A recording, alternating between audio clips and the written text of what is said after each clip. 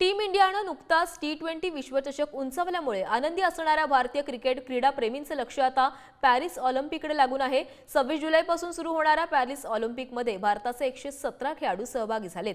याआधी झालेल्या Tokyo Olympic 2020 मध्ये भारतानं ऑलिम्पिक इतिहासातील सर्वाधिक 7 पदकं जिंकली। यंदा भारत ही संख्या आणखी वाढवण्याच्या तयारीत असून अनेक क्रीडापटूंकडून पदकांची अपेक्षा केली जाते।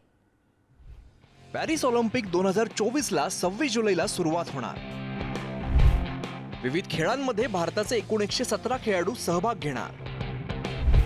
भारत गतवर्षीचा 7 पदकं जिंकण्याचा ऐतिहासिक रेकॉर्ड मोडण्याच्या तयारीत।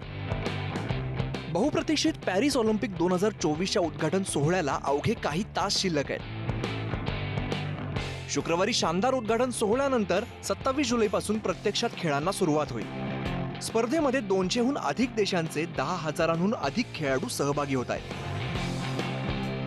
यामध्येच भारताचे 117 शिलेदार असून काही खेळाडूंकडून भारताला पदकाची सर्वाधिक अपेक्षा आहे। गतवर्षीचा सुवर्ण पदक विजेता नीरज चोप्राकडून यंदाही भालाफेकमध्ये पदकाची अपेक्षा आहे। रौप्य पदक विजेती मीराबाई चानू वेटलिफ्टिंगमध्ये सुवर्ण पदक मिळवेल अशी आशा आहे। तर शूटिंगमध्ये सिफ्त कौर, संदीप सिंग, अर्जुन बबुतासह मनू भाकरकडून पदकाची अपेक्षा आहे। शूटिंगमध्ये भारत सर्वाधिक पदकं 4 ते 5 पदकं जिंकण्याची शक्यता आहे। बॉक्सिंगमध्ये महिला बॉक्सर निखत जरीनसह लवलीना बोर्गोहेनकडूनही पदकाची अपेक्षा आहे। कुस्तीत महिला खेळाडू अंतिम पंघाल आणि विनेश फोगाटकडून पदकांची अपेक्षा आहे। बॅडमिंटनमध्ये मुंबईकर चिराग आणि सात्विकच्या जोडीकडून गोल्डची अपेक्षा तर PV सिंधूकडे सुद्धा लक्ष आहे।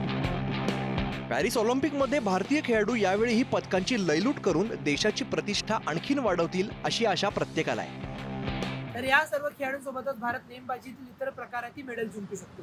याशिवाय भारताचा राष्ट्रीय खेळ हॉकीमध्येही भारताची पुरुष संघ यंदा मेडल जिंकेल अशी आशा आहे। एकंदरीत काय तर मागील वेळी अर्थात टोकियो ऑलिम्पिकची सर्वाधिक 7 मेडलची संख्या यंदा 10 पार करून 14 ते 15 वर नेऊन भारतीय खेळाडू इतिहास रचतील अशी सर्व भारतीयांना अपेक्षा आहे। शशांक पाटील, पुढारी न्यूज, मुंबई।